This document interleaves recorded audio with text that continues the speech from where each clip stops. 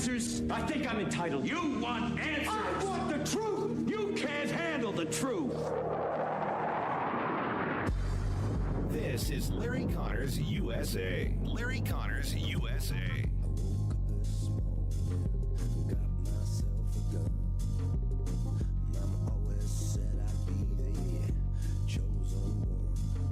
They got the call at Timber Ridge Secondary School at about 1:20 in the afternoon. They said that right after they got that call, they activated and they were able to get there on the scene in about 2 minutes. So, Liz, they say when they got there was active gunfire. Those officers, Liz, they went inside, and then within minutes, they say they found the shooter dead with a self-inflicted gunshot wound. They also say that one teacher and 5 students between the ages of 12 and 13 years old were also found to be shot dead in that shooting.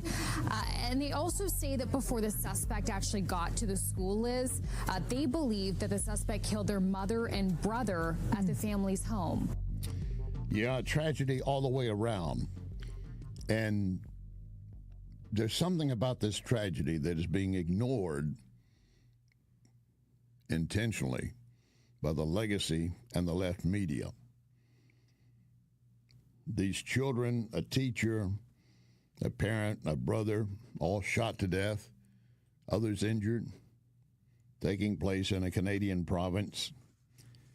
The Canadian gun laws are significantly stricter and more critical, or I should say more centralized than what we have in this nation. But for the left, it's always going to be a rally around something like this, more gun laws.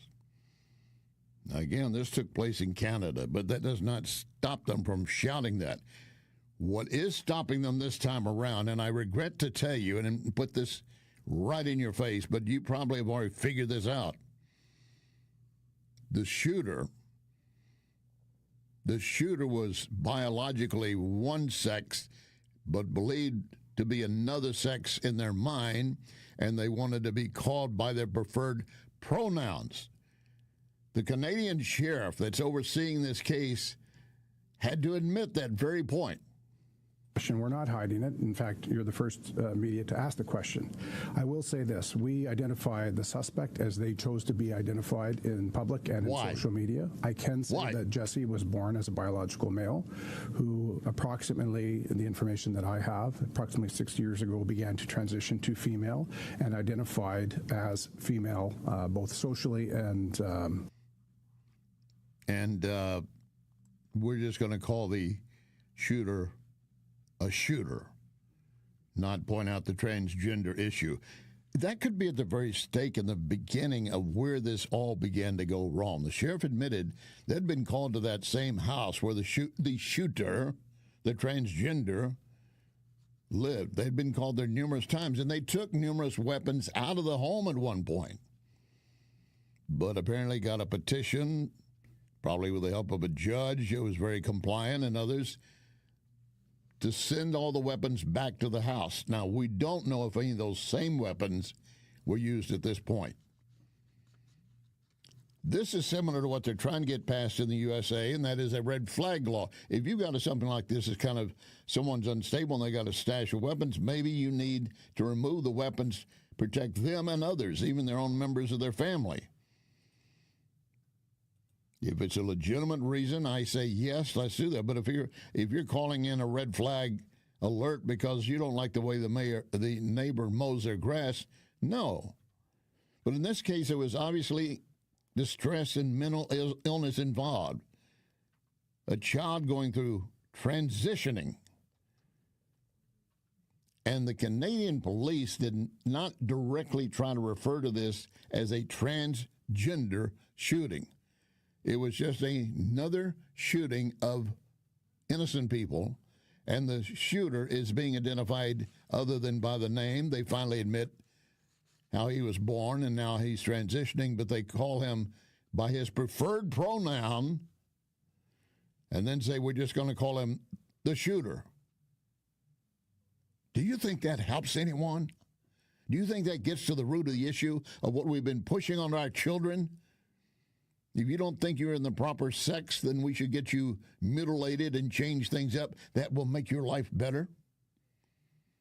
We told you repeatedly how many children have gone through this gender mutilation or even the puberty blocking drugs and later realize, I'm still not happy.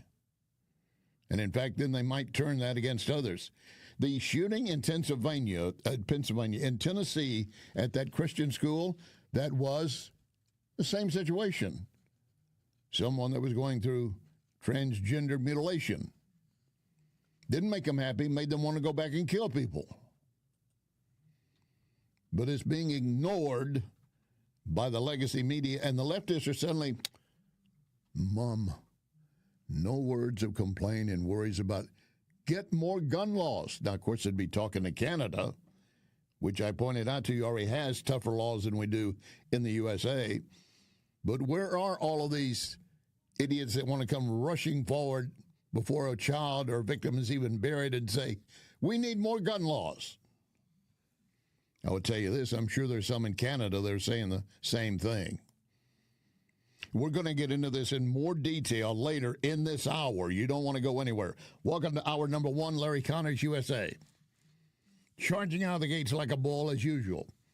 Reminding you with Larry Connors, USA, you're going to get news, analysis, opinion, and education. You will leave this hour with more information than you have right now.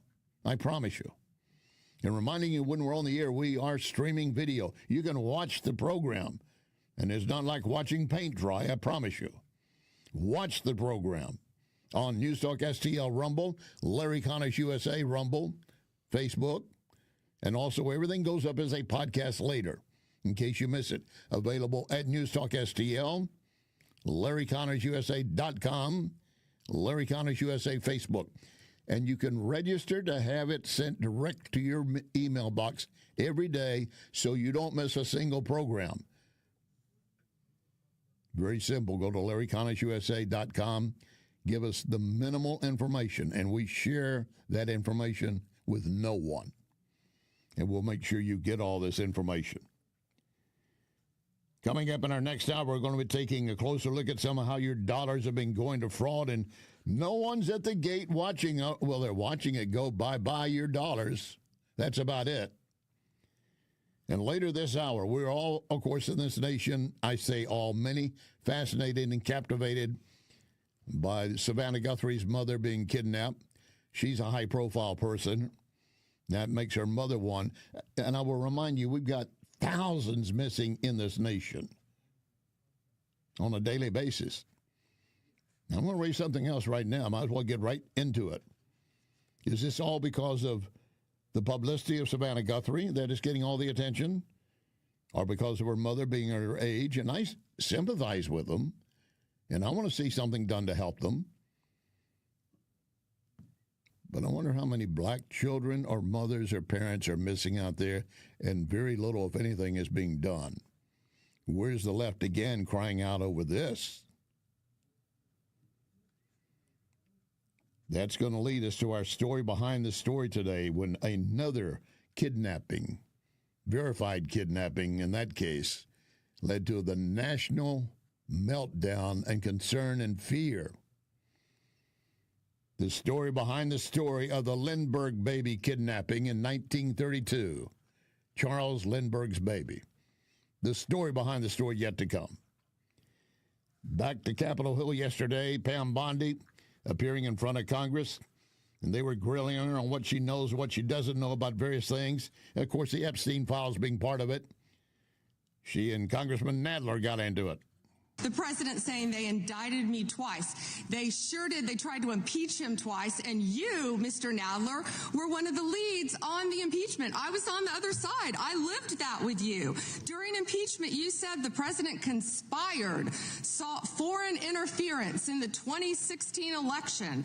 Robert Mueller found no evidence, none, of foreign interference in 2016. Have you apologized to President Trump? No. Have you apologized to President Trump, all of you who participated in those impeachment hearings against Donald Trump? You all should be apologizing. You sit here and you attack the president, and I am not going to have it. I'm not going to put up with it. You know, all they want to do, the American people need to know this. They are talking about Epstein today. This has been around since the Obama administration. This administration released over 3 million pages of documents, over 3 million, and Donald Trump signed that law to release all of those documents. He is the most transparent president in the nation's history. Now, some are saying she's just getting out some good sound bites that will play back for the MAGA crowd and others. But some MAGA members obviously don't think enough is being released. But it is a fact, the same files were in the hands of Obama. He never did anything about it. You cannot deny that. You cannot deny that Nadler was leaving the impeachment proceedings against Trump repeatedly. You can like or not like Pam Bondi, but what she said was an actual fact. Now, do we still have everything? I don't know. Will I stand beside her and say everything she said, she's 100% correct, and I back her? I don't know. Only because I don't have enough information. Do you? Do you? Or do you think you do? Well, the New York Congressman Nadler, 12th District of New York, got back into a Pam Bondi. You can let her filibuster all day long, but not on our watch. Not on our time. No way. And I told you about that, Attorney General, before you started. You don't tell me. Yeah, I did tell you because we saw what you did in the Senate. You're a lawyer, not even a lawyer. Committee will be in order. Time, and I should get back at least 45 seconds. We will give you a few more seconds. I said that already. 45 seconds. Okay. 45 seconds. She went on to say, Nadler, you're nothing but a washed-up attorney. I love it. I love it. But we're not done. I want to take a moment to acknowledge the Epstein survivors who are here today.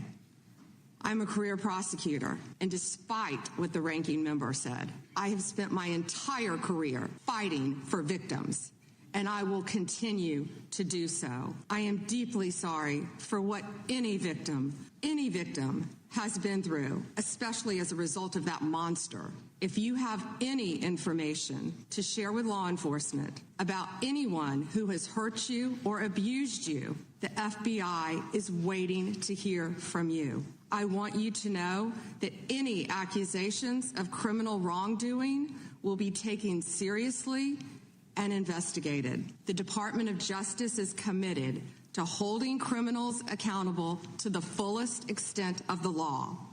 And that's a key point regarding the Epstein files that I stressed the other day. Do not forget the victims. The victims. There was one news report that pointed out that Nadler, New York congressman, age 78, appeared to doze off during the Bondi hearing opening. He wasn't really listening. He was kind of, eyes are closed and kind of drifting off. I think I've been there. I think we all have. All signs that our economy is charging ahead, despite the negative claims. The CEO of Peabody Coal. Mr. President, we stand here today representing the thousands of coal miners across the country to express our deep gratitude to you, sir, for the actions you've taken to support our industry. Your leadership and decisive actions have sent a powerful message. We have a president who, more than any other, deeply understands the importance of coal in supporting the future of this nation. Sir, you know what most people don't. The U.S. has more energy in its coal than any nation has in any single energy source. We have more energy than Russia has in its gas, and we have more energy than Saudi Arabia has in its oil. Yet before you, sir, presidents were afraid to allow coal to help keep electricity abundant and low cost. And Mr. President, that changed with you. We saw the impact of your wise policy in real time during the recent winter storm as temperatures plunged and demand surged. The coal plants you directed to keep open provided the stability and resilience that the grid needed. And today, thanks to your leadership, sir, we are working with your administration on the potential to build new coal-fueled power plants and having coal emerge as a source of rare earth elements and critical minerals that are essential for our national security and economic future. The Peabody Energy CEO, and if Hillary Clinton had been elected, as she wanted, all the coal mines would have been shuttered. We had a lot of people suffer during this recent onslaught of winter. Some very sick, some dying in New York, Mondani, in your own city. And you wouldn't have had any way to help them. You didn't anyway. And you look at how the economy is going. Once again, the January jobs report that came out the other day, I want you to go to the economist Peter Sang-on of CNBC. It was a blockbuster report. I was surprised. Sort of the meta story here has been that we've already gotten the pain on jobs, meaning 2.5 million deportations, federal layoffs, slower federal spending. The problem was that the drivers of jobs, so Fed cuts and reshoring, Trump's talking about $4 trillion plus of incremental factory investment, those all take a long time. They can take years, in fact. Taiwan Semiconductor is taking 40 years on their factory out in Arizona. So I expected continuing sort of paper weakness. This was blockbuster. It was. Way above the estimated. Rick Santelli does the financial reporting for CNBC, and he said, look at all these folks out there that have been yelling that Trump is going to be bad for the economy, going to destroy us with tariffs, everything else. Santelli says, wake up. I'm going to say that nobody's going to rain on my parade, and these numbers are what they are. 50K. All these naysayers steeped in politics continue to be negative. That's okay, because 50K says you've all been wrong. You keep from going in the water even though it's very hot outside. I say all the investment gurus out there, jump in the markets in the U.S. because global GDP is going to take a big ramp up, and the U.S. is leading the way. And he's talking about how we had the other day, this week, for the first time, the stock market, Dow Jones, going through the 50,000 mark. 50,000 mark for the first time. There'll be some fluctuation back and forth. You can bet on it. But all of that, again, points out that everything Trump is doing, one, by making us more energy independent, keeping our coal mines operating, creating more jobs, is all good for the economy. And it's even good for you leftists out there listening. I know you are. It's also good for you. Do you understand that? I probably think many of you don't. Coming up, my guest specifically dealing with the Canadian shooting. Sean Fleetwood wrote an excellent piece for The Federalist. And our story behind the story. All the concern about Savannah Guthrie's mother. The story behind the story is the kidnapping of Charles Lindbergh's baby. Lock and load. Ready on the right. You can connect with Larry on Twitter at Larry Connors USA. I've told you how Tom Shaw Realtors can help you buy, sell homes, farms, acreage. Listen to what Tom Shaw Realtors did in 2025. More than 100 properties sold, $52 million in sales. ShawRealtors.com. 2026, a great time to visit Lit Cigar Lounge. The Lit Cigar Facebook has numerous events from tastings to music. My main reason for going to Lit is always quality cigars, premium whiskeys. Odds are we'll see each other at Lit Cigar Lounge. A few doors down, Napoli Brothers Pizza and Pasta. Get a pizza baked over coals. Excellent crust and flavor. Or choose one of the many great pasta dishes. You won't leave hungry. Napoli Brothers Pizza and Pasta and Lit Cigar Lounge in the Chesterfield Valley. Renewal by Anderson asking, are you still battling cold drafts? Windows icing up again? Utility costs surging? You're worried about paying more every month? The truth is, you may already be paying for new windows and money lost to energy escaping your home. And here's the thing, you don't want to do this project twice. Renewal by Anderson spends every day replacing bad technology, poor installation of windows and doors that simply don't stand the test of time. But you can afford the best. America's most trusted window replacement company, Anderson. Call 877-WINDOWS or visit rbastl.com. Learn about our December savings event right now. 877-WINDOWS, rbastl.com. Renewal by Anderson. Superior products, exceptional service.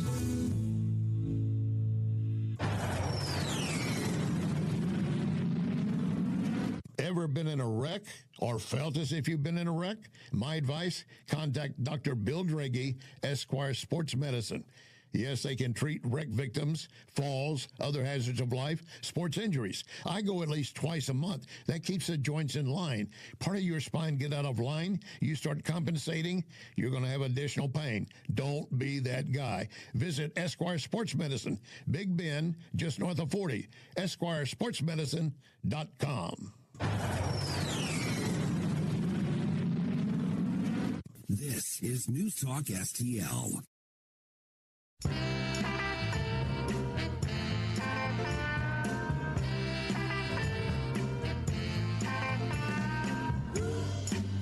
you want, baby, I got it. What you need, do you know I got it? All I'm asking is for a little respect when you come on. Just a little bit, hey, baby, just a little bit. Just a little bit. This is Larry Connors USA. Larry Connors USA. Welcome back. As I was telling you earlier, the Canadian gun laws are stricter than the U.S. gun laws. But with this shooting that took place the other day in Canada, leaving several children dead and wounded, I've not heard the left and the legacy, even in our nation, which normally they cry out anyway, more gun control laws. They're silent this time. But more importantly, they're not admitting something else. Sean Fleetwood with the Federalist joining us. Sean, welcome aboard. Thanks so much for having me. It's great to be here. Well, your headline today says it all. Anti-truth media bend over backwards to call Canadian trans shooter by his preferred pronouns. Go ahead. Sure. So if you'll recall, last year, Gallup polling came out with their annual survey. And what they found was that Americans trust in the corporate media to report the news accurately and fairly as at the lowest level in recorded history. And I think that this story about the Canadian shooting encapsulates that perfectly. Because if you go to almost every single major corporate media outlet that has reported on the details of this shooting, they will tell you that the 18-year-old suspect, a male that identifies as a female, a so-called transgender person, is a female. Or they will refer to him with female pronouns like her and she and herself. And so if you read nothing but the headlines or the opening graphs of these articles, you would come away with the impression that this shooter was a female, when in reality it is, in fact, a male. And what's hidden behind that is how much did puberty blockers and our transgender surgery contribute to the state of mind that led to this disaster? Yeah, absolutely. And I think some of the reporting that's come out since has found that this individual across various social media platforms like YouTube and Reddit had expressed, support, if not, of course, affiliation with transgender ideology and posting the trans flag and stuff like that. We also know, according to some reporting like outlets like the New York Post, that the suspect's mother had affirmed her son's trans delusions, even going as far as posting the hashtag, protect trans kids. And unfortunately, she was killed by her son as well as the suspect's stepbrother, I believe. And I think what this shows, and I'm not victim blaming or anything like that or saying she deserved it or anything, but it shows the dangers of what happens when you affirm this, what is very clearly a spiritual and mental illness. And what society has done through various institutions and various parenting, if you can even call it that, has encouraged these delusions to the point now where these individuals, like the Canadian shooting suspect, like the shooter at the Nashville church school several years ago, or the one in Minnesota last year, is that it is culminating in this almost demonic force that is occupying these individuals, that is driving them to commit these heinous and tragic crimes. You've got us standing in front of several doors I want to go through. Let's begin with this one. Identifying the shooter as a female. I'm looking at a piece from the Canadian Broadcasting Corporation saying the suspect identified as her. The Australian Broadcasting Corporation calling the killer a woman, herself.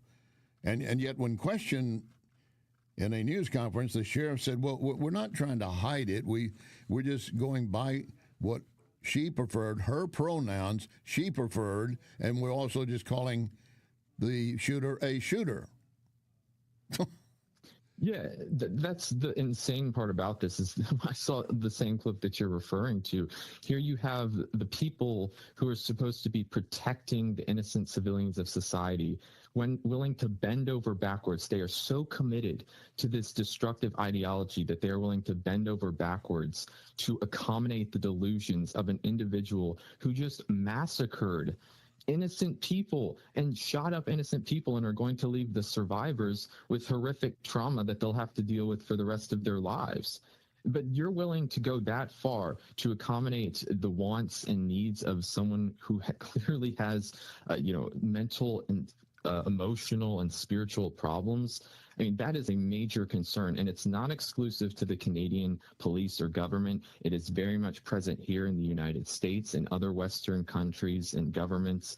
And it's an ideology that has to be defeated. And fortunately, I think we're starting to see that. We had that case out of New York over the past couple of days where a young girl who I believe was 16 at the time had so-called gender-affirming mastectomy removal surgery performed on her. Yeah. And she was awarded I believe it was a $2 million settlement for that harmful procedure. So hopefully, I think we're starting to see the tide turn here on this, but I think we have a long way to go in really defeating this horrific ideology that has permeated so many aspects of our society. Well, one other door you opened just then is that the only medical society of any standing that has come out and said this should not be done, at least until the child is 19, is the American Academy of Plastic Surgeons. The American Academy of Pediatrics, the American Medical Association, and others, they say nothing.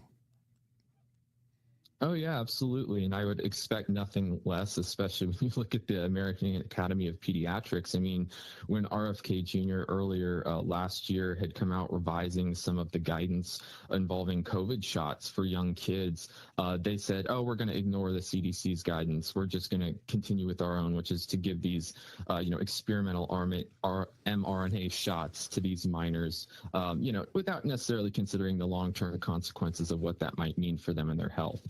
So I'd expect nothing less of that. And what we saw throughout COVID was that many of these so-called medical institutions that we had trusted for so many years to have our health in their best interests and society's health in best interests actually don't. That they're just complete shills for, I guess you could call the spirit of the age, as the Blazes Steve Deace like to call it, this just destructive leftist pagan force that has corrupted so many of our institutions that we were supposed to be able to trust, but are just now mouthpieces for that very ideology. All right, let's move entirely away from the transgender, mutilation, everything else. Let's say there is an energy drink. I'm not going to put any particular name out there. Let's say there's an energy drink that a lot of people are drinking, and it's found out that within hours of drinking that energy drink, they suddenly go out and run over people in their cars. They start pulling knives on them. And they look for a commonality, and it goes back to that energy drink. Do we think then the medical community would say this stuff needs to be stopped? Yeah, I would hope so. But I would, first ask the question, what kinds of ties to the people in that the company who made that drink have with these various agencies and healthcare organizations? Is there any type of incestuous relationship there, right?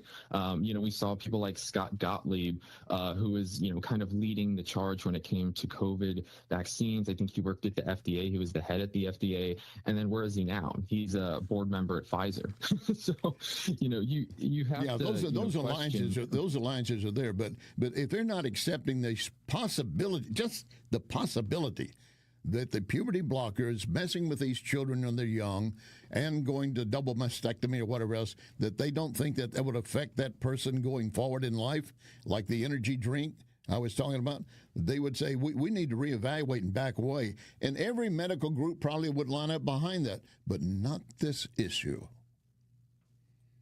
No, definitely not. I would hope, when it comes to that energy drink thing, that that these types of organizations would be in the public's best interest. But as we're seeing with this trans issue, it's not. And I think that it kind of encapsulates the insanity of this leftist, and I call it again, a pagan religion, because the ultimate goal of so much of the modern Marxist left is to deprive you of the things that God gave to us to have a joyful and fulfilled life, deprive you of God and religion, deprive you of family, faith, community, friends, and make you this miserable person that is encapsulated to the state, to the point where the state becomes your God. And they have these various talismans, with transgenderism being one of them. And I think that that's what you're seeing here. And my heart actually goes out to the person caught in such a trap that they don't know if they're male or female. But then they are being wooed. Absolutely. They're being wooed and moved around until they're totally confused. So this shooter, he was already messed up in many ways, and this did not help. And of course, then goes out and kills 8, 9 others, leaving at least 25 injured, including, as you pointed out, his mother. But the point being that they also deserve compassion and so forth. But now they're just labeling them as a killer and just ignoring, oh yeah, that was a transgender. Don't worry about it. Let's move on. Yeah, I think you really raise a really great point. And this kind of conflation between so-called kindness, compassion with love. And love is not always necessarily kind, right? Like if you're a parent and your kid wants dessert after dinner every night, you're not going to give it to them, not because you don't love them, but because you know that's not healthy for them and then that's not good for their long-term interest. And it's very similar situation with the trans thing. It's absolutely not a healthy thing for children or anyone for that matter. But just because you don't affirm these delusions, that doesn't mean that you don't love them. And I think that what society has done through various institutions, unfortunately, is conflate these two and has endorsed this trans ideology to the point now where it's harming innocent people. Absolutely. Sean Fleetwood with the Federalist. Make sure you follow him. Sean, thank you for your time, sir. Thanks so much, Larry. God bless. You bet. God bless. Coming up, our story behind the story, the Lindbergh baby kidnapping.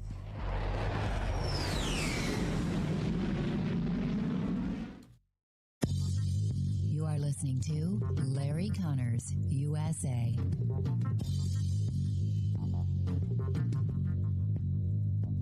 You should know that when I endorse Wellington Environmental, it's because I believe and know they will do you right.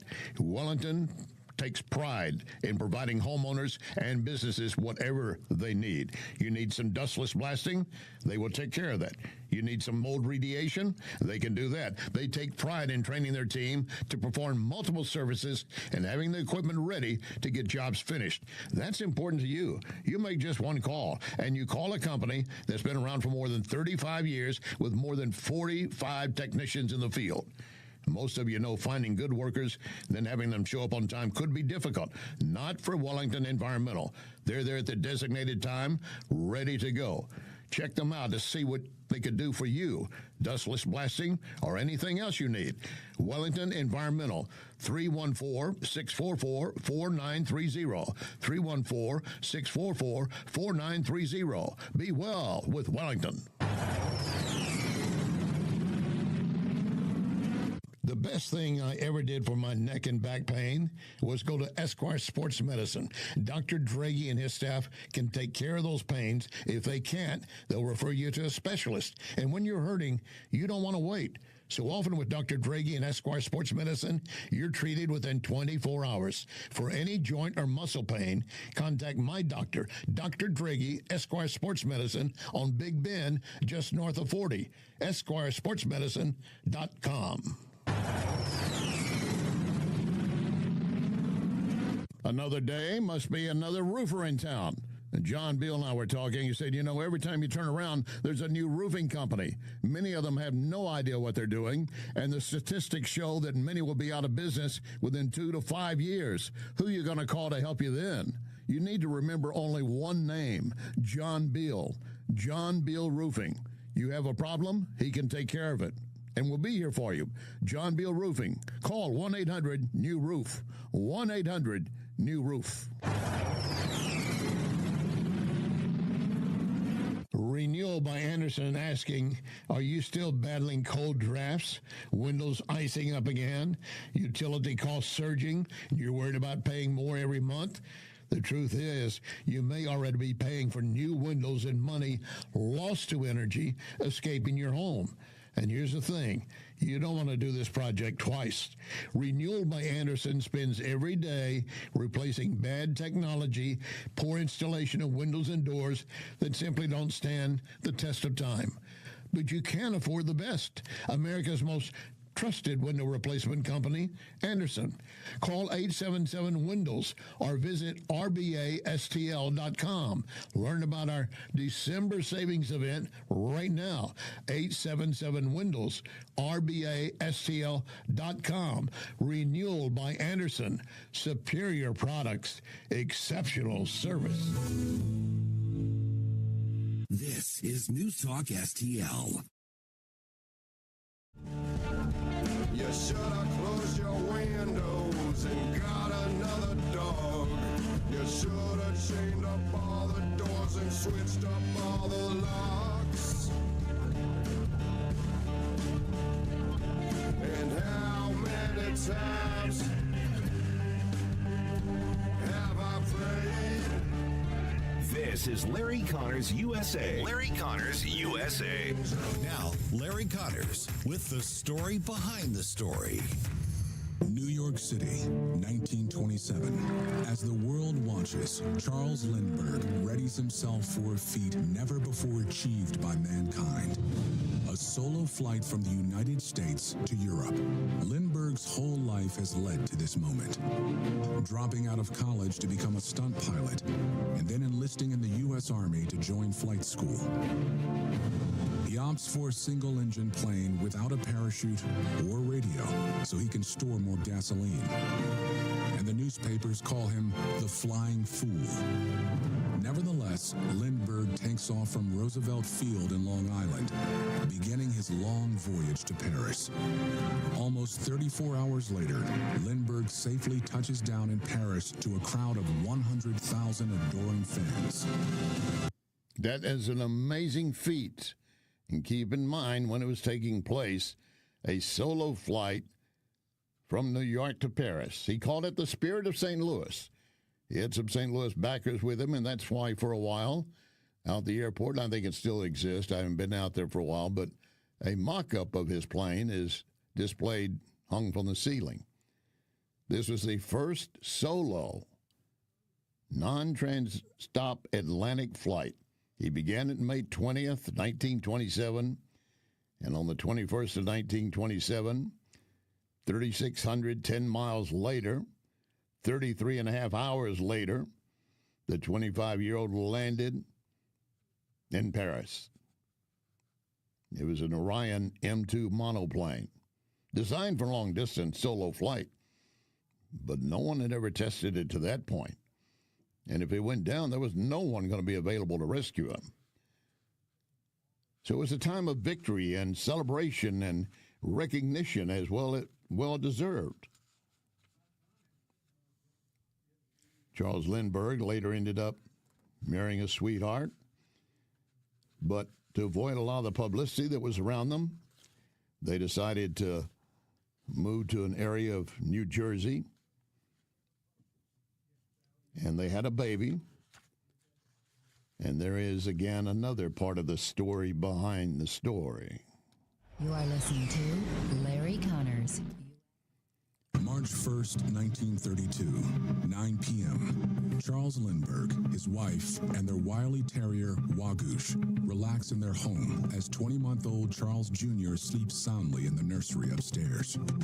But outside the safety of the Lindbergh home, in the darkness of their 600-acre estate, lurks a clandestine figure. He uses a makeshift ladder to enter the infant's second-floor nursery and snatches Charles Jr. from his crib. Unseen by the baby's parents, the house workers, and the family dog, the mysterious kidnapper vanishes into the cold, damp night with a 20-month-old son of America's biggest celebrity. He leaves behind only traces of mud, a broken ladder, and a handwritten ransom note demanding $50,000 in exchange for the safe return of Charles Jr. That brief handwritten ransom note had numerous spelling and grammar irregularities. It began, "Dear sir, have $50,000 with the dollar mark after the 50,000, ready, R-E-D-Y, $25,000, in other words, $25,000 in $20 bills." Just went on and so forth. Said, "After 2 to 4 days, we will inform you where you are to deliver the money. We warn you for making anything public or notifying the police.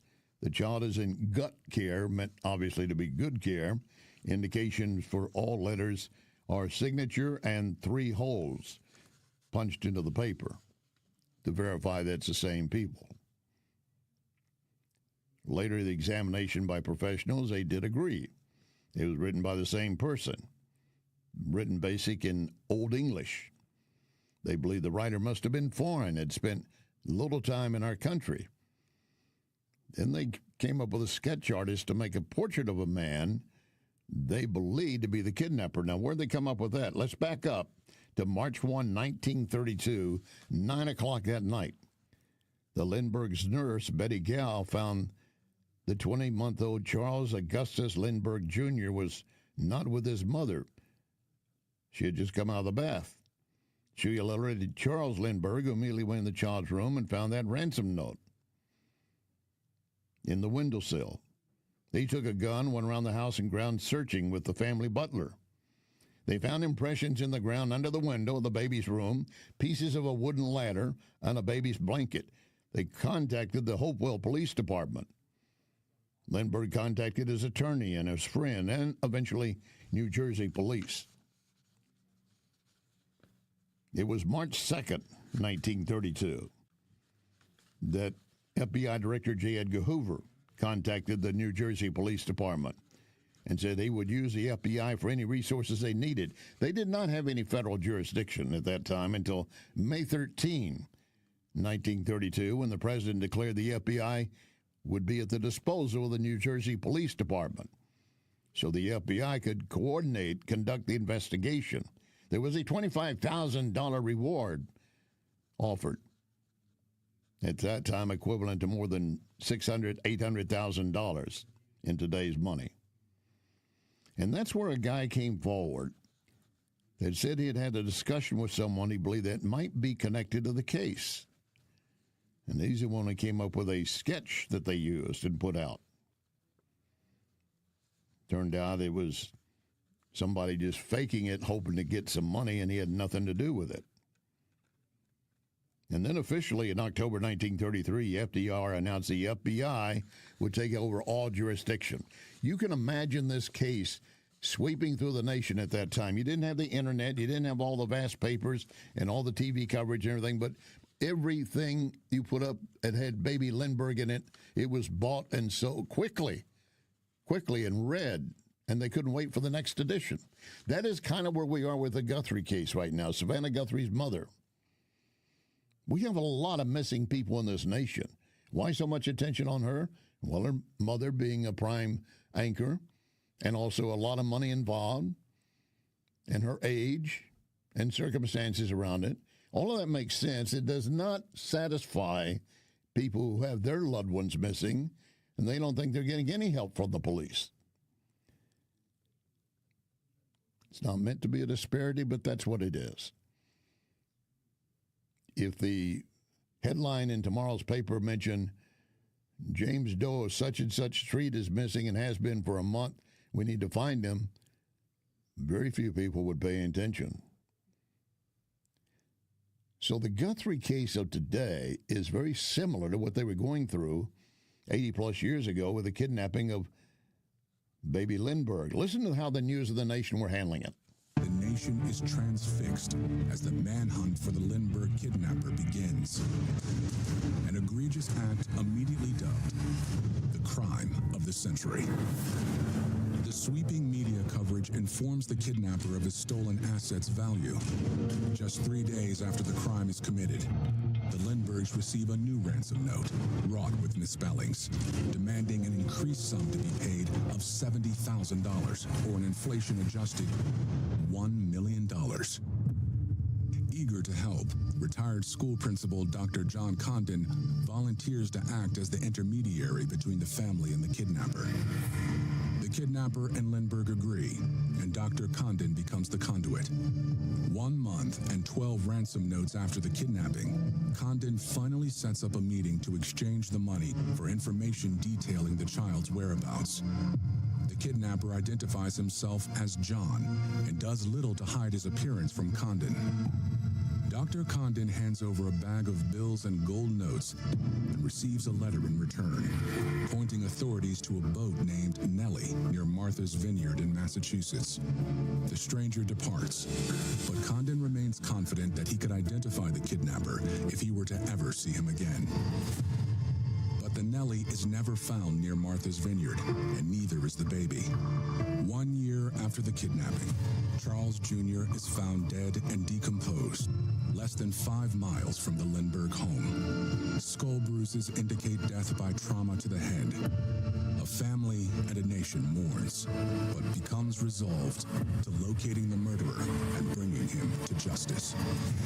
So the search was on for a man that this teacher had come forward to help the Lindbergh family that I could identify. He helped create the sketch that was being circulated. A man is caught. But is it the right man?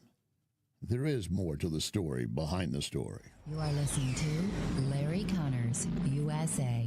Do you know why I endorse Cafe Napoli, all the locations? Visit any of them, and you will quickly appreciate the quality of food, service, atmosphere. So maybe I'll see you at Cafe Napoli in Clayton, Napoli Kirkwood, Napoli 2 in Town and Country, Napoli 3 in St. Charles, right next door to Napoli C. Or maybe you'll find me at Napoli Brothers Pizza and Pasta in the Chesterfield Valley. Now you know why I endorse Napoli, NapoliSTL.com. This is Larry Connors USA. Larry Connors USA. Now, the end of the story behind the story. The evidence is damning. Hauptmann perfectly matches Dr. Condon's description of the kidnapper, and his recent transactions are dominated by $10 and $20 gold certificates. Gold certificates are discovered in his home and in his pockets, and writing samples match the illegible and broken English content of the ransom letter. Finally, after 2 years, the Lindbergh kidnapper and murderer of 20-month-old Charles Jr. is caught. In 1935, Bruno Richard Hauptmann was convicted of 1 count of murder in the first degree. The following year, he was executed. Thanks to the combined efforts of local, state, and federal investigators, the crime of the century had been cracked, providing an answer to one of history's greatest mysteries. And that combination of those bites comes from the History Channel and helping me tell the story and relate it to you. So Hauptmann was convicted 13th of Feb, 1935, immediately sentenced to death. Got argued to the state's highest court. And additionally, the New Jersey governor secretly visited Hauptmann in his cell because he had doubts, is this the guy? In fact, the New Jersey governor believed there's no way one man could have carried this out. They were doing what forensics evidence they had at that time.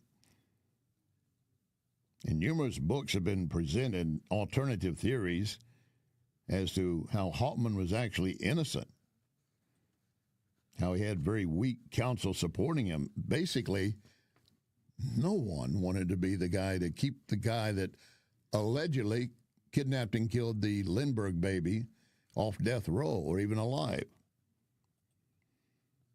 A fingerprint expert had applied during that time of the investigation a rare silver nitrate fingerprint process to the ladder that had been hand-constructed, did not find Hauptmann's fingerprints, even in places where the ladder would have had to been touched. Officials refused to consider his findings, so they later washed it of all fingerprints. Jim Fisher, a former FBI agent, professor in Pennsylvania, has written 2 books on it, basically summarizing that a lot of the cases had been revised. His wife, Anna Haltman sued the state of New Jersey for the unjust execution of her husband, all dismissed due to prosecutorial immunity and because the statute of limitations had run out. She continued fighting to clear his name until her death at age 95. That was in 1994. Hoffman had been offered a large amount of money from the Hearst newspaper for a confession. He wouldn't give it. He refused a last-minute offer to commute the sentence from the death penalty to life without parole in exchange for a confession. Again, he refused it. So he was executed in the electric chair April 3rd, 1936, and for the majority of the nation, it was done.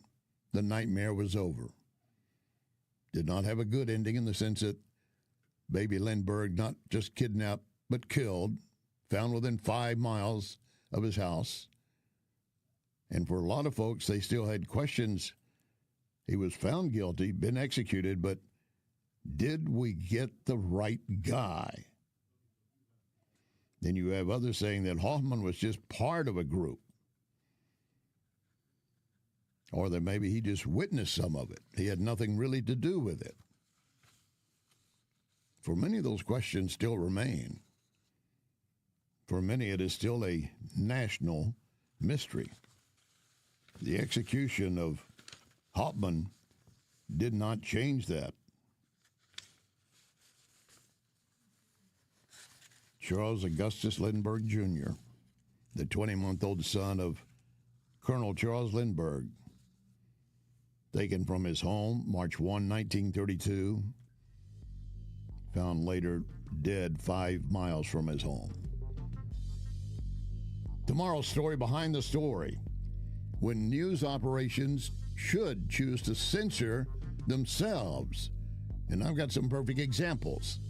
That's tomorrow's story behind the story. Our second hour is still to come. And do not forget our pledge, one nation under God.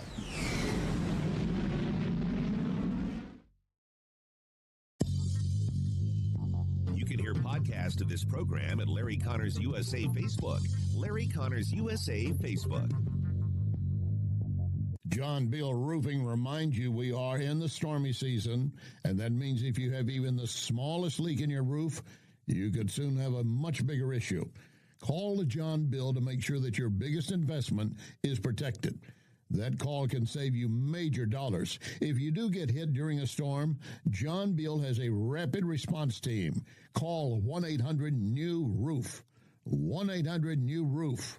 1-800-NEW-ROOF, John Beal. Ever been in a wreck or felt as if you've been in a wreck? My advice, contact Dr. Bill Draghi, Esquire Sports Medicine. Yes, they can treat wreck victims, falls, other hazards of life, sports injuries. I go at least twice a month. That keeps the joints in line. Part of your spine get out of line, you start compensating, you're going to have additional pain. Don't be that guy. Visit Esquire Sports Medicine, Big Bend, just north of 40, EsquireSportsMedicine.com. There's only one place you can get pizza cooked over coals. Napoli Brothers Pizza and Pasta in Chesterfield Valley.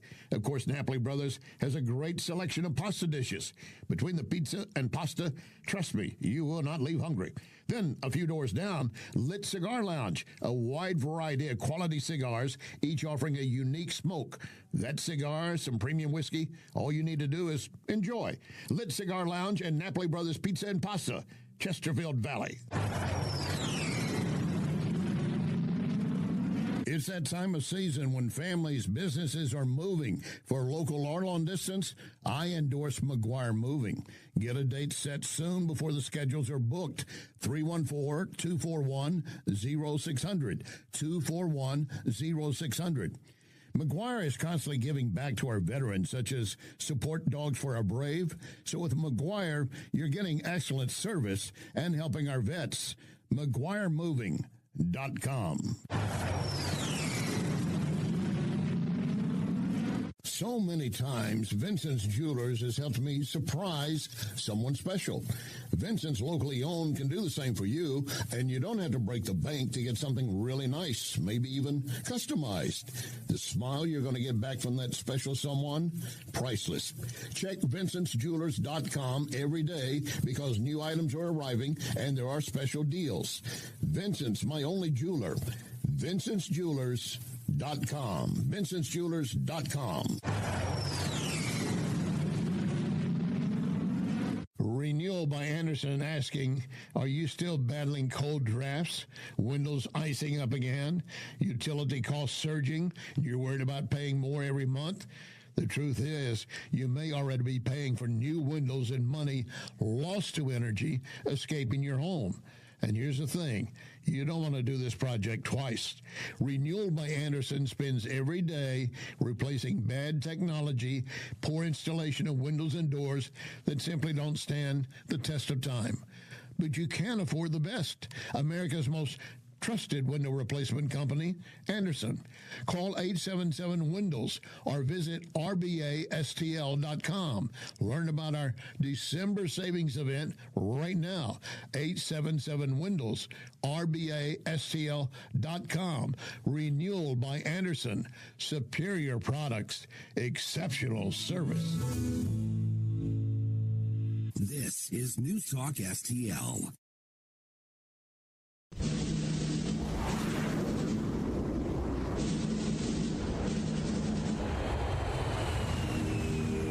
You want answers? I think I'm entitled. You want answers? I want the truth. You can't handle the truth. This is Larry Connors USA. Larry Connors USA.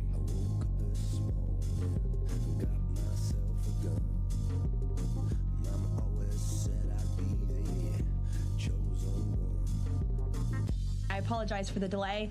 I was once again with the president. He and I were both reviewing the newly released surveillance footage from FBI in the Savannah Guthrie case on just this heartbreaking situation with respect to her mother. The president encourages any American across the country with any knowledge of this suspect to please call the FBI, who continue to assist state and local authorities who are leading this investigation on the ground. And once again, I will reiterate that the prayers of this entire White House are with Savannah and her family at this time, and we hope this person is found soon and that her mother is brought home safely. That is Carolyn Levitt from the White House podium today, talking about how she wanted to apologize to the press for being late to appear before them, but explaining why. A couple points here, and I mentioned some in the previous hour as well, and I'm going to spend more time on this case a little bit later in this hour. But the Savannah Guthrie's mother kidnapping obviously is taking a lot of attention, a lot of police work.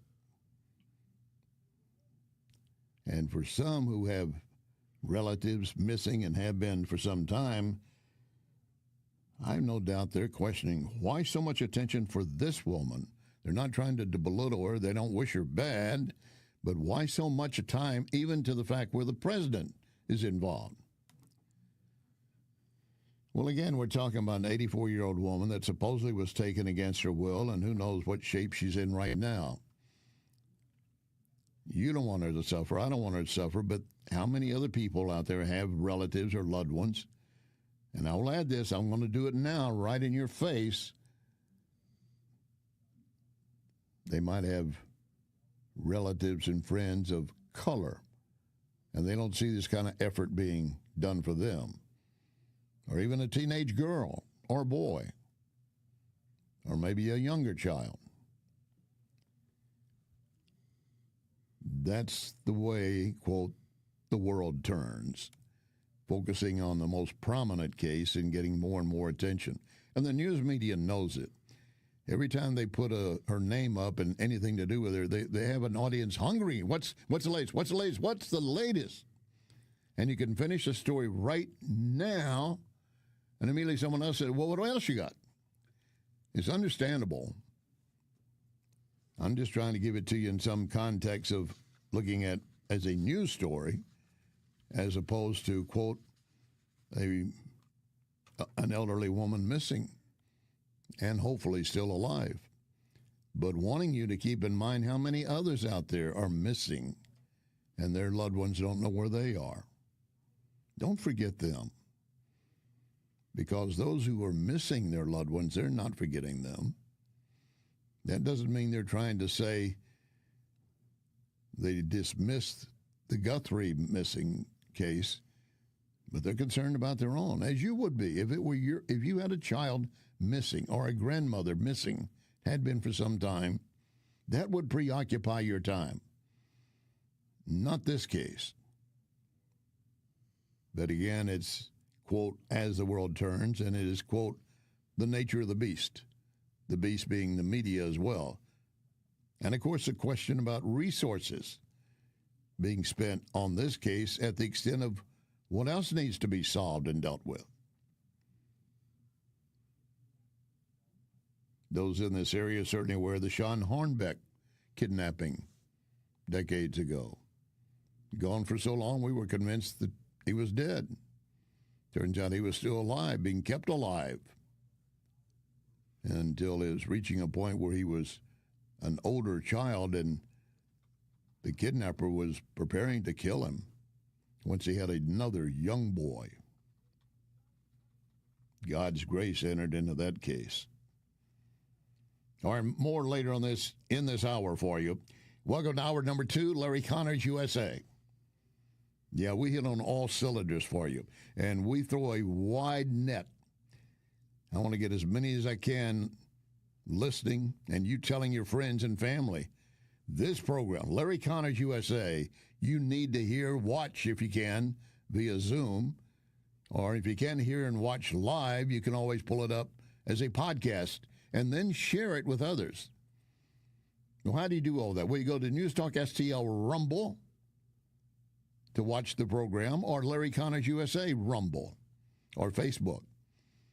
Podcast available at NewsTalkSTL, LarryConnorsUSA.com, Larry Connors USA Facebook. And I always ask you, if you're going to watch or listen at a later point, please push share. Get it onto someone else. And I thank you for that. You're helping spread the message. And this program is unlike any other. And that's not to dismiss or put down others. I'm praising what we do here.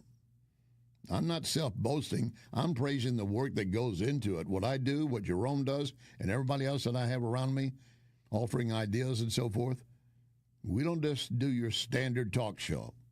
And I don't just open a mic and blah, blah, blah, blah.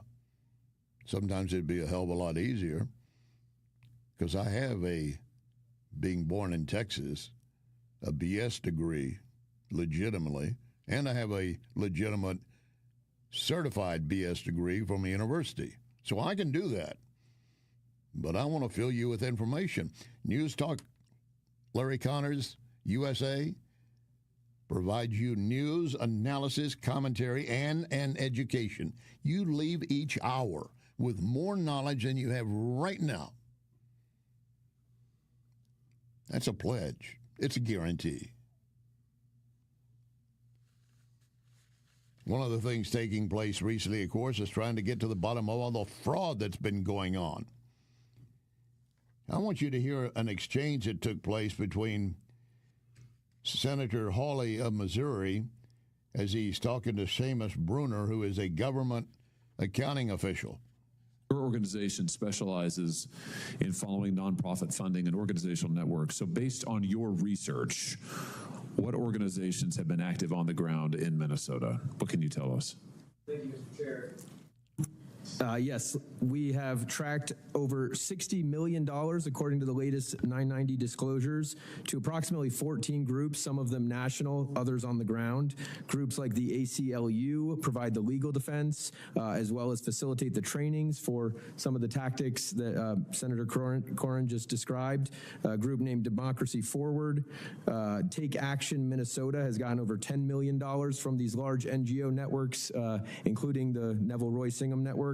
Network, Indivisible, National Lawyers Guild, CTUL, the Council on American Islamic Relations Minnesota, CARE, Minnesota 350, Voices for Racial Justice, on and on. Like I said, over $60 million just according to the latest 990 disclosures.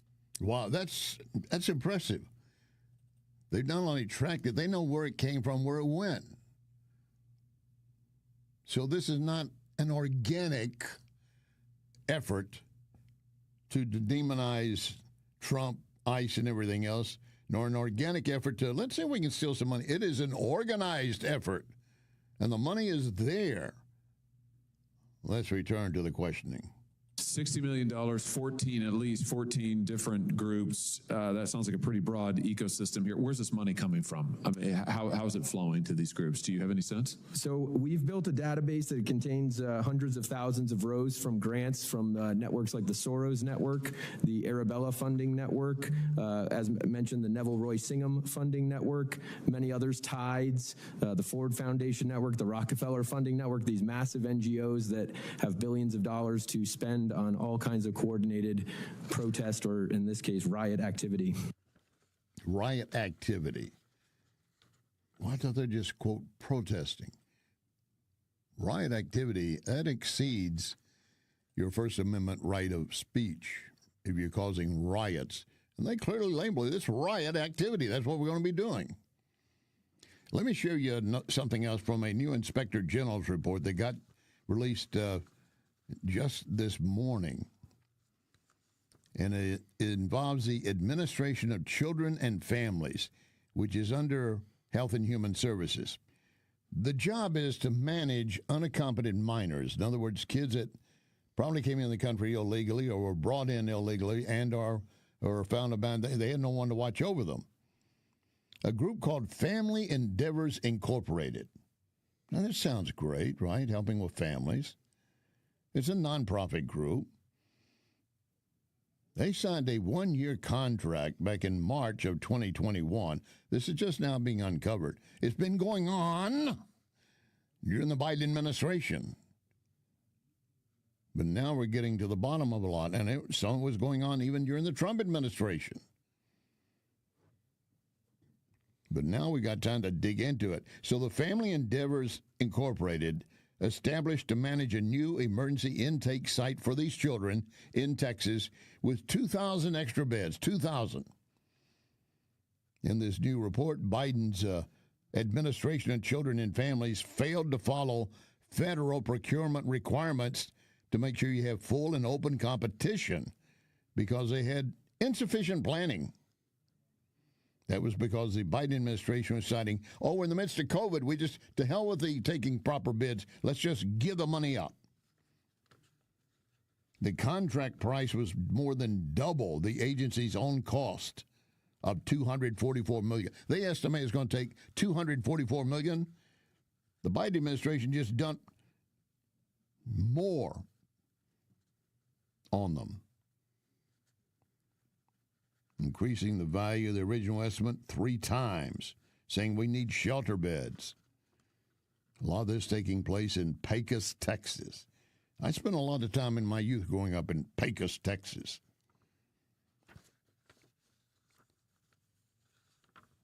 It's not a rich part of the world, but it's part of the Landman series, the Permian Basin area. So it kind of gives you a view. It's basically blue collar. But you got a group in there that was making money all the way around. So how can we make money with our economy and have it look so good with all the fraud going on? Well, once again, let's take a look at the jobs report.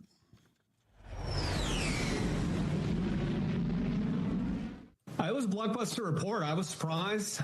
Sort of the meta story here has been that we've already gotten the pain on jobs, meaning 2.5 million deportations, federal layoffs, slower federal spending. The problem was that the drivers of jobs, so Fed cuts and reshoring, Trump's talking about $4 trillion plus of incremental factory investment, those all take a long time. They can take years, in fact. Taiwan Semiconductor is taking 40 years on their factory out in Arizona. So I expected continuing sort of paper weakness. This was blockbuster. Yeah, it is. And that is a CNN economists saying this is blockbuster what's going on here. They're constantly amazed. They're constantly amazed. I have a report here. I'm going to have to find it here in a moment. But while we're doing that, let me take you back to Congress and hear from the CEO of Peabody Coal as to how well they're doing, and in turn the nation is doing because of President Trump. Mr. President, we stand here today representing the thousands of coal miners across the country to express our deep gratitude to you, sir, for the actions you've taken to support our industry. Your leadership and decisive actions have sent a powerful message. We have a president who, more than any other, deeply understands the importance of coal in supporting the future of this nation. Sir, you know what most people don't. The U.S. has more energy in its coal than any nation has in any single energy source. We have more energy than Russia has in its gas, and we have more energy than Saudi Arabia has in its oil. Yet before you, sir, presidents were afraid to allow coal to help keep electricity abundant and low cost. And Mr. President, that changed with you. We saw the impact of your wise policy in real time during the recent winter storm as temperatures plunged and demand surged. The coal plants you directed to keep open provided the stability and resilience that the grid needed. And today, thanks to your leadership, sir, we are working with your administration on the potential to build new coal-fueled power plants and having coal emerge as a source of rare earth elements and critical minerals that are essential for our national security and economic future. And, of course, the attitude of Hillary, Biden, and all the leftists and the alarmists, climate alarmists, want to shutter all of them. We will not dig another piece of coal out of the ground. Those of you who had coal jobs, as Biden said, you just need to retry and get a new job. Think about how many people would have suffered in the midst of this winter, when we know many did suffer and some die inside New York City. Mondani. Well, I don't want to take you this article from Axios points out how Trump is failing. Yeah, just based on what I said. Their headline, a year into Trump's term, voters say Biden was better. What the hell are these people drinking? Let me tell you who this is bringing this forward.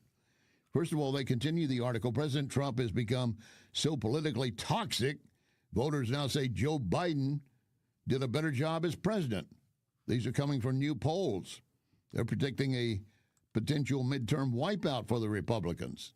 Now, I don't know where that's going right now, but I do know, I look at these surveys. These are national surveys. Harvard-Harris poll by Mark Penn. 51% of registered voters say Trump is doing a worse job than Biden. How the hell can they reach that conclusion? Rasmussen report, which is a Trump-friendly pollster, saying that 46%, 48% say Biden did a better job. YouGov economists found 46% of U.S. adults say Trump is doing a worse job. What the hell are they drinking out there? If you're having a problem with the economy and affordability and all that, it also gets back to the government and what they're doing, which brings me to Rick Santelli, the one who stood on the floor of the House Exchange, the Wall Street Exchange, and said, stop the spending, stop the spending. I'm going to say that nobody's going to rain on my parade, and these numbers are what they are. 50K. All these naysayers steeped in politics continue to be negative. That's okay, because 50K says you've all been wrong. You keep from going in the water even though it's very hot outside. I say all the investment gurus out there, jump in the markets in the U.S. because global GDP is going to take a big ramp up, and the U.S. is leading the way. I love it. I love it. By the way, Gallup, one of the major national polling groups tracking presidential approval ratings for 88 years, says we're not going to do that anymore. They've been embarrassed too many times. They confirm that they will cease publishing approval and favorability ratings for individual figures this year. Say it reflects an evolution in how we focus our public research and thought leadership. In other words, we've been wrong too many times. We need to do something else. The Guthrie case still to come. Lock and load. Ready on the right.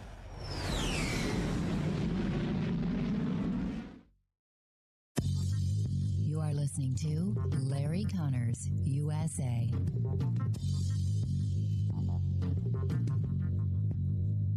Previously, I've told you about dustless blasting, a special service offered by Wellington Environmental. It could work for you in your place. Recently, a crew removed a driveway sealer that had failed. The owner wanted to go back to the original concrete so it could be properly sealed. Dustless blasting worked. That homeowner is happy. Now, sometimes surfaces need pressure washing instead of blasting. In fact, there was an exterior stone fireplace cleansed by pressure washing, and when it dried, all the dark stain was gone. That stone had its original appearance. Wellington is versatile with blasting.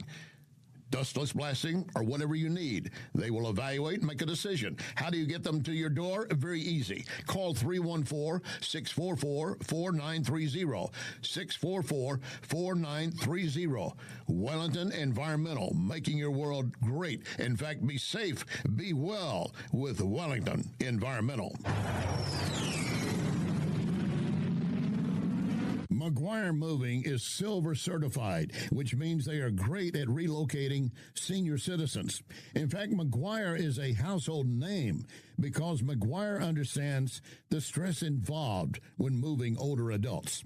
So if you or family members need help moving, I highly recommend McGuire Moving. 314-241-0600. 241-0600. Get a free in-home estimate. McGuireMoving.com. So many times, Vincent's Jewelers has helped me surprise someone special. Vincent's locally owned can do the same for you, and you don't have to break the bank to get something really nice, maybe even customized. The smile you're going to get back from that special someone, priceless. Check Vincent'sJewelers.com every day because new items are arriving and there are special deals. Vincent's, my only jeweler. Vincent'sJewelers.com. Vincent'sJewelers.com. Ever been in a wreck or felt as if you've been in a wreck? My advice, contact Dr. Bill Draghi, Esquire Sports Medicine. Yes, they can treat wreck victims, falls, other hazards of life, sports injuries. I go at least twice a month. That keeps the joints in line. Part of your spine get out of line, you start compensating, you're going to have additional pain. Don't be that guy. Visit Esquire Sports Medicine, Big Bend, just north of 40. EsquireSportsMedicine.com. This is News Talk STL.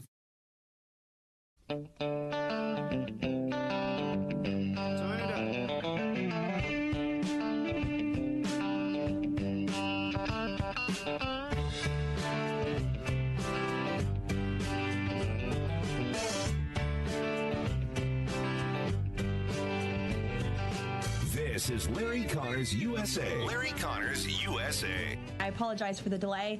I was once again with the president. He and I were both reviewing the newly released surveillance footage from FBI in the Savannah Guthrie case on just this heartbreaking situation with respect to her mother.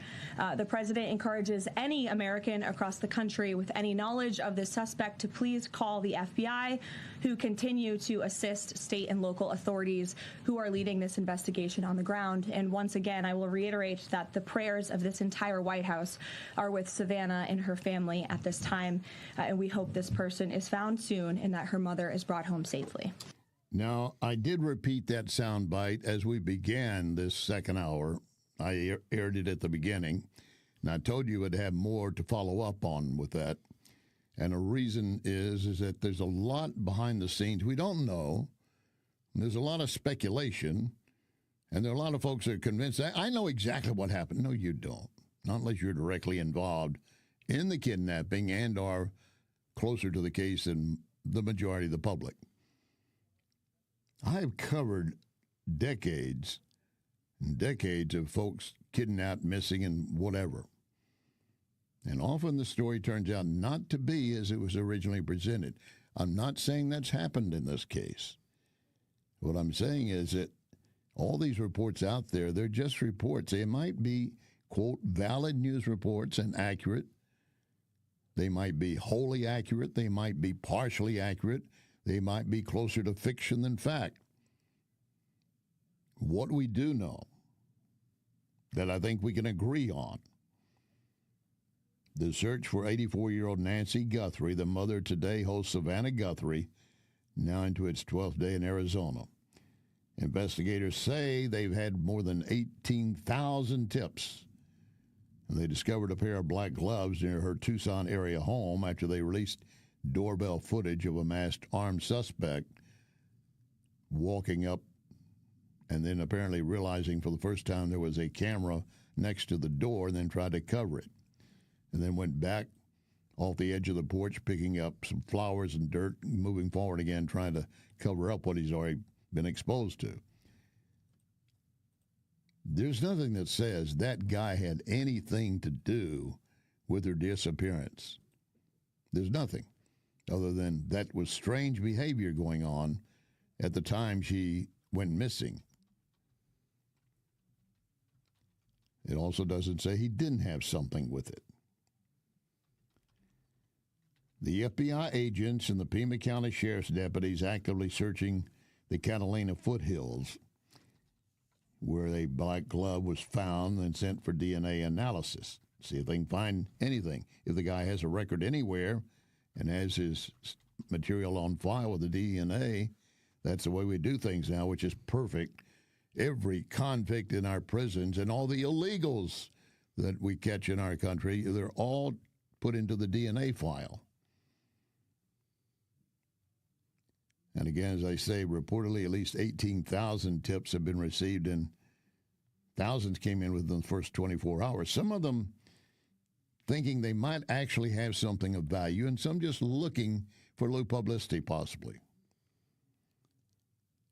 The family has shared various pieces of footage, plus the camera on the door front, and saying we believe she's still alive. The FBI is offering up to $50,000, leading for the arrest of those involved, leading, let me put it this way, either to her location or the arrest of those involved. Normally, when a reward is offered, it's offered, in this case, leading to her location. If they get to her, then they would get the $50,000. How they work it out, would they be immune? A lot of that stuff would have to be tracked through.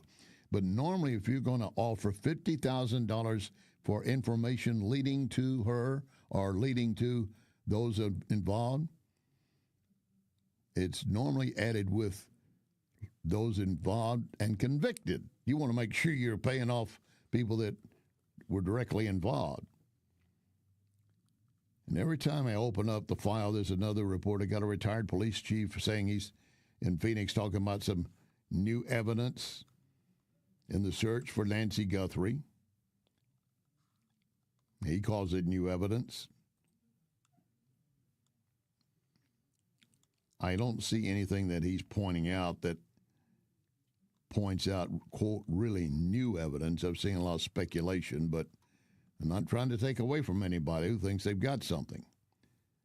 The Hollywood Reporter saying Savannah Guthrie posting new videos showing and saying the family will never give up. Of course they're not.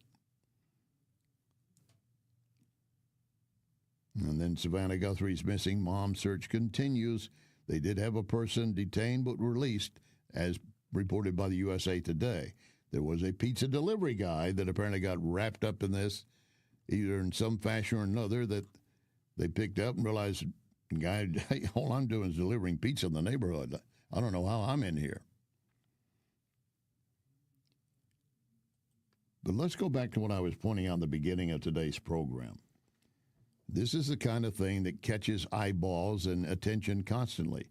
And the media, including me, know that. They know the public is hungry for what's the latest. What's the latest? What's the latest? In our preceding hour, in case you missed it today, shame on you. But I know you can't listen all the time. That's why we put everything up as a podcast later. You find a podcast of Larry Connors USA on any podcast outlet you want, but we'd like to point you to a couple that we prefer, but it's your choice. NewsTalkSTL or LarryConnorsUSA.com or Larry Connors USA Facebook. Pull up the previous hour and listen, because I draw a correlation between the anxiety and the concern and the peddling of fears and fiction to this case, to the kidnapping of Charles Lindbergh's baby 80 plus years ago.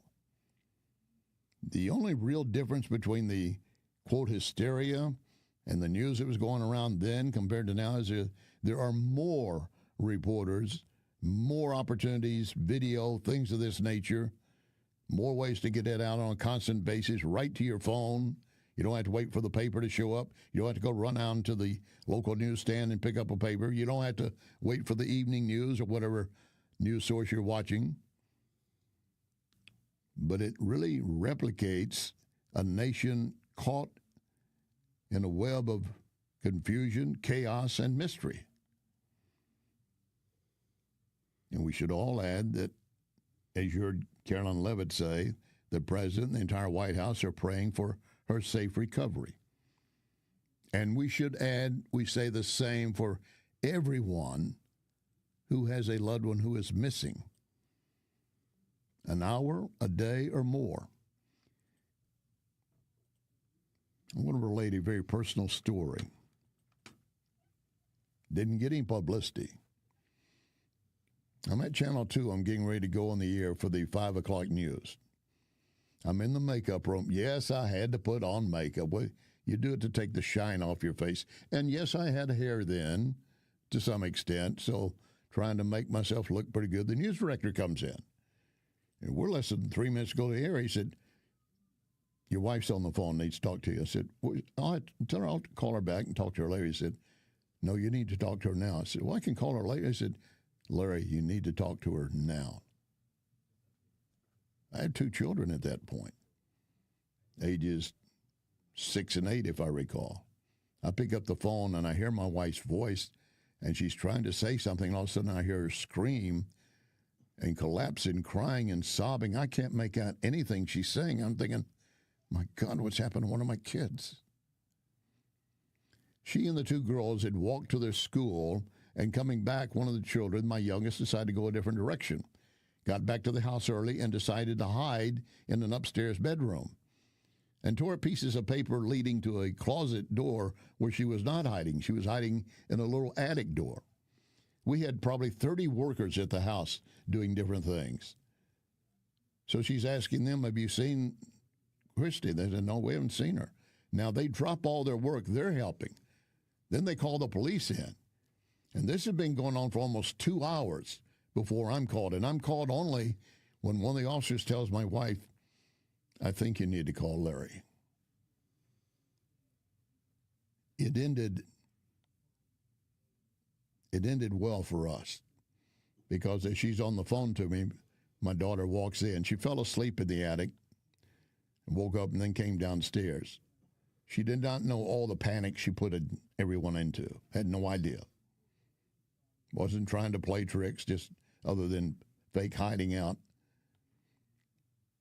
But for the police, when they reach that point and tell my wife, think you need to call Larry.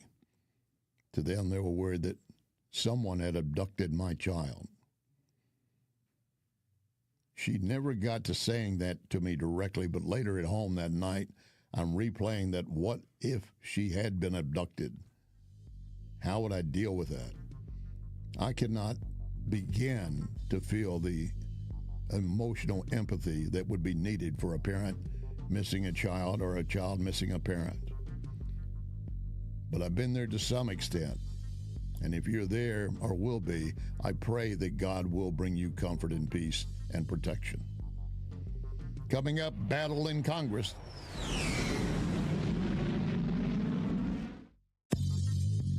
You can connect with Larry on Twitter at Larry Connors USA.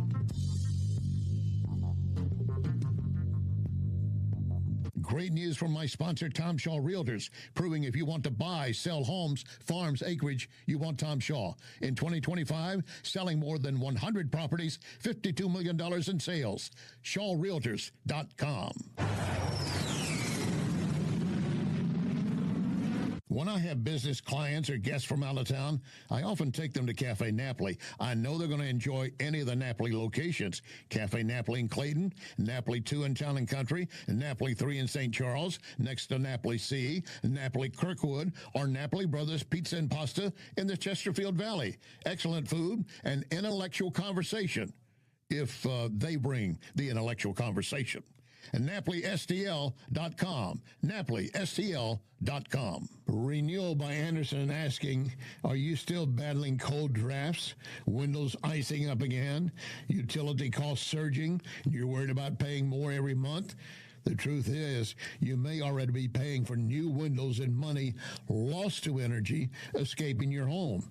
And here's the thing, you don't want to do this project twice. Renewal by Anderson spends every day replacing bad technology, poor installation of windows and doors that simply don't stand the test of time. But you can afford the best. America's most trusted window replacement company, Anderson. Call 877-WINDOWS or visit rbastl.com.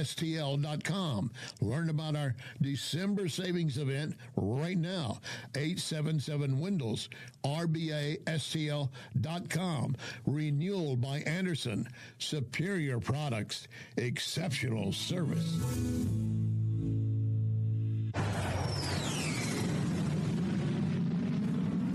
2026, a great time to visit Lit Cigar Lounge. The Lit Cigar Facebook has numerous events from tastings to music. My main reason for going to Lit is always quality cigars, premium whiskeys. Odds are we'll see each other at Lit Cigar Lounge. A few doors down, Napoli Brothers Pizza and Pasta. Get a pizza baked over coals. Excellent crust and flavor. Or choose one of the many great pasta dishes. You won't leave hungry. Napoli Brothers Pizza and Pasta and Lit Cigar Lounge in the Chesterfield Valley. This is News Talk STL.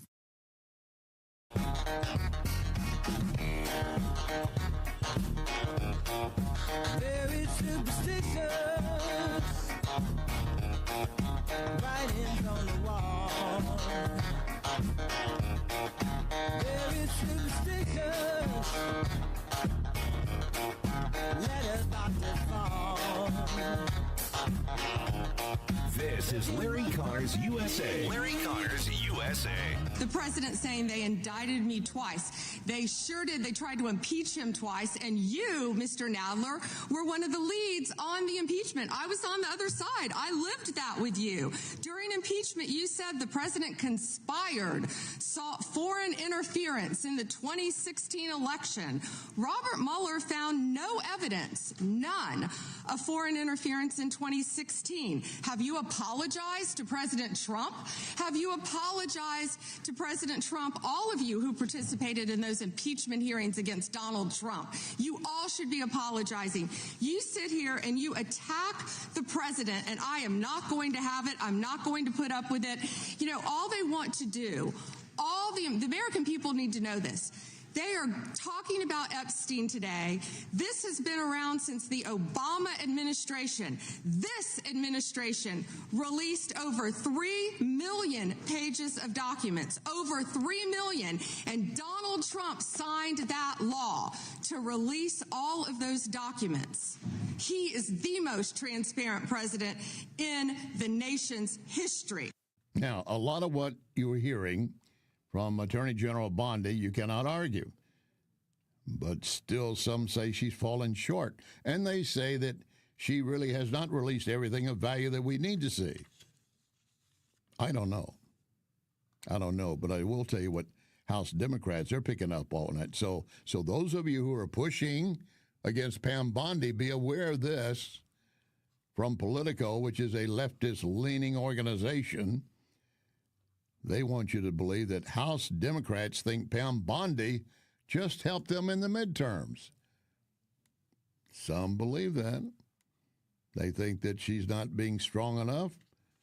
So, yes, she's helping the midterm elections because we don't have, quote, everything. And several names had been made public. Some were saying yesterday, well, why these were redacted? Why are they not? Why were they redacted to begin with? Look, I do not know everything about the Epstein case. I don't. I paid some attention to Jerome. I saw you upon you. Jerome is resident Epstein advisor expert. Listen to him in the morning with Mike Ferguson. I'm sure he gets some shots in. Here, don't open his mic. I don't discount anyone's thinking.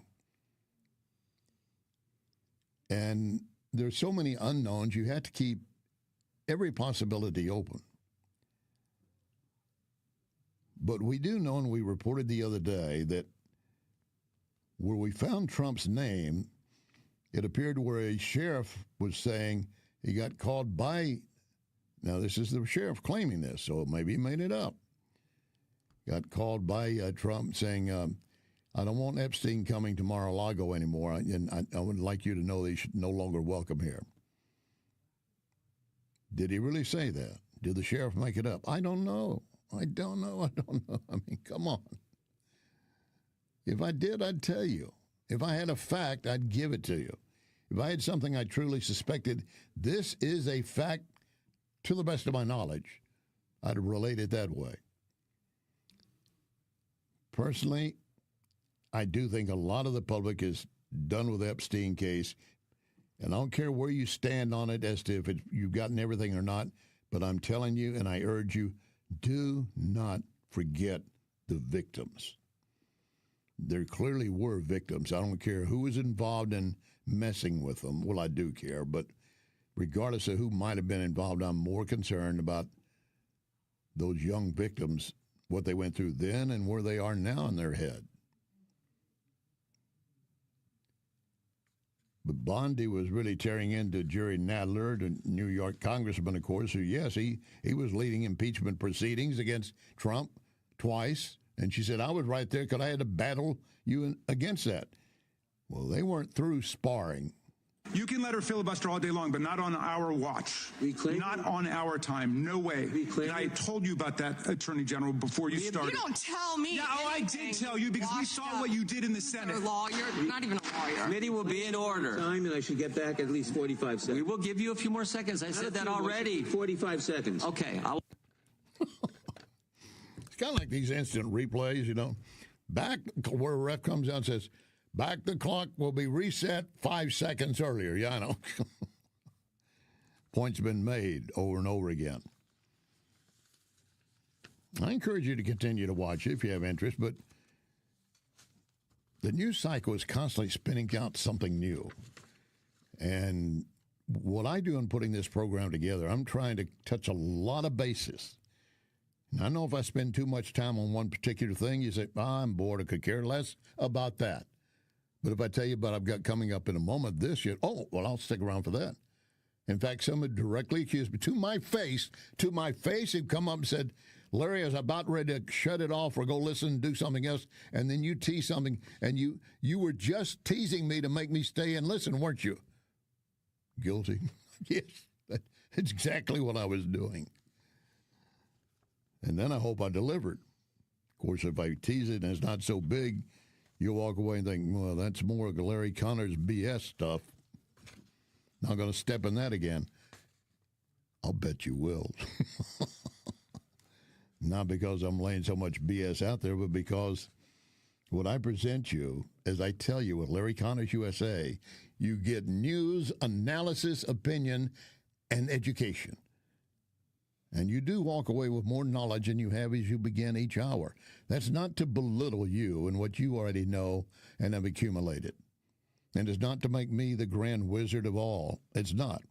I'm just telling you, we strive daily to present as much information as we can to you.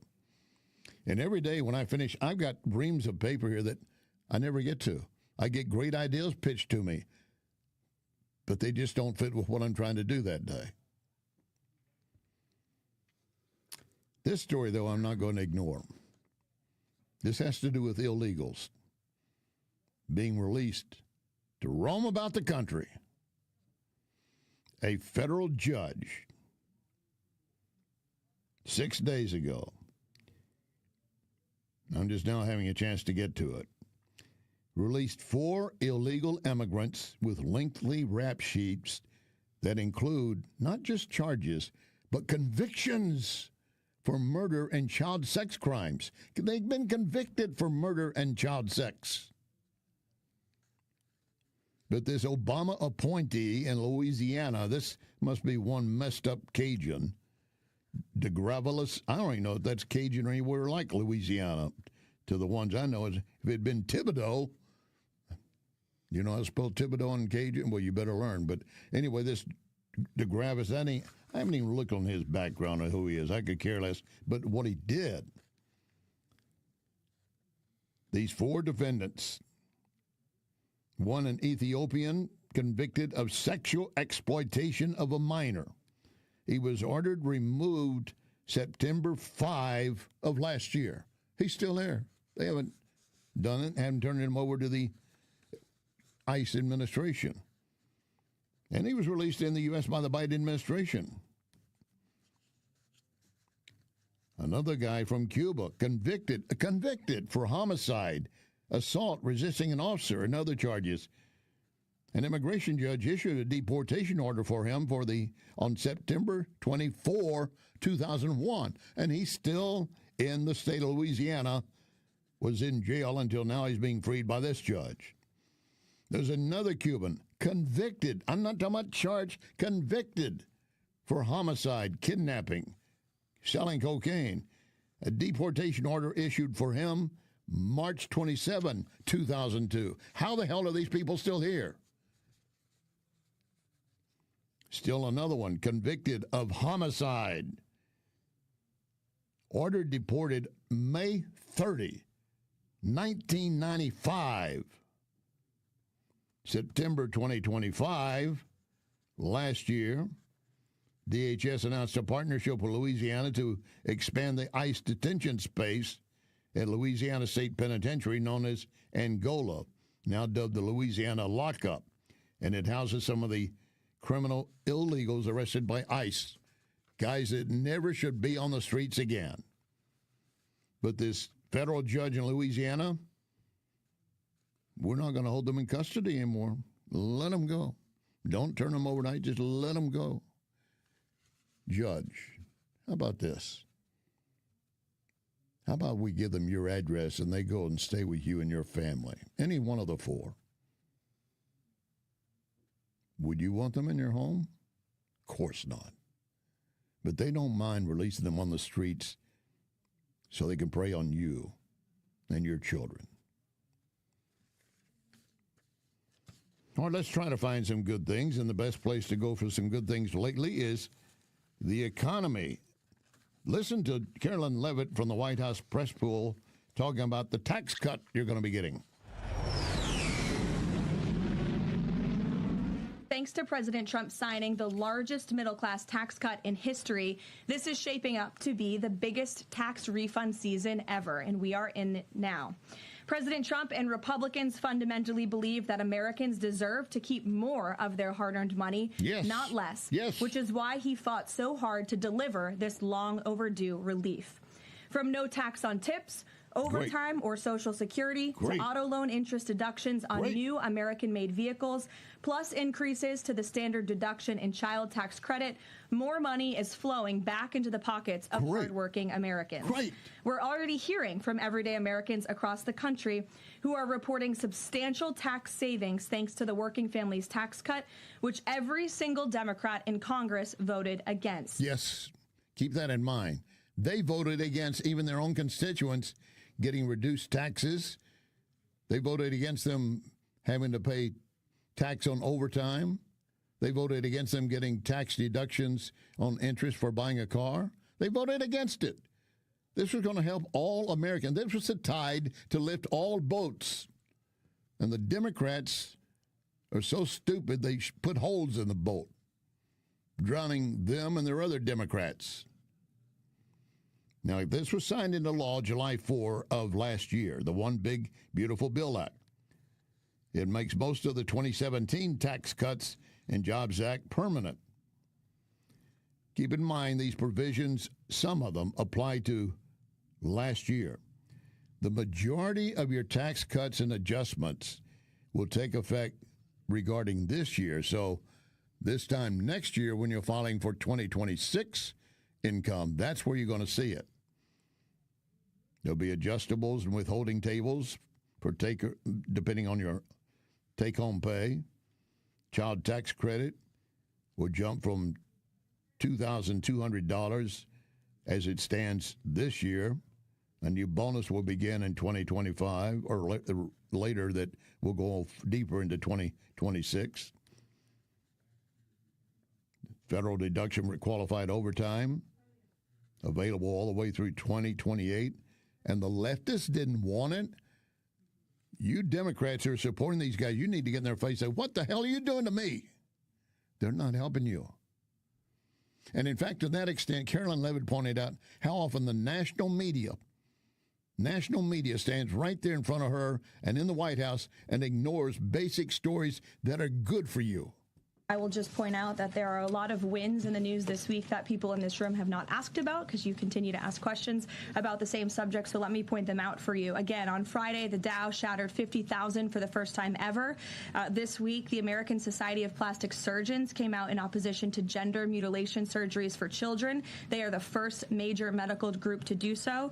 A federal appeals court today, nobody asked about that, just upheld the Trump administration's policy of detaining illegal aliens, validating the strong measures that have driven illegal crossings to historic lows, and sent a crystal clear message that under President Trump, if you enter the country illegally, you will be detained and removed. The murder rate, again, not a single question about this, has plunged to a 125-year low as crime falls across the board thanks to President Trump's crime crackdown. We also saw this week national median rents have fallen to a 4-year low following 6 consecutive monthly declines, and mortgage affordability has surged to a 4-year high. Home ownership is the core foundation principle of the American dream, and I will repeat that mortgage affordability this week surged to a 4-year high, but not a single of mention of that in this briefing room today. And again, this came out last Friday, but for an unprecedented 9th straight month, there were 0 illegal border crossings at the southern borders. But they didn't mention it. They don't bring it up in the press conference because they got more important things to do, like why is ICE so mean on the streets? Why is Trump even in office? You can ask tough questions, but you can also make sure you cover the foundations, the basis. I got a story here in front of me. This isn't illegal in California. Was in the sanctuary state of California. Now, he's only accused of raping and murdering a 13-year-old, only accused, but I read you earlier cases out of Louisiana where they were convicted and they were set them free. So don't you imagine that in California they'd also say, well, even if he's charged, let him go. Now they find out that he might have raped 2 other young boys. I don't care if you're Democrat, Republican, independent, libertarian, or just an alien from another world. You don't want this in your life, do you? Thanks for listening. Remember our pledge, one nation under God.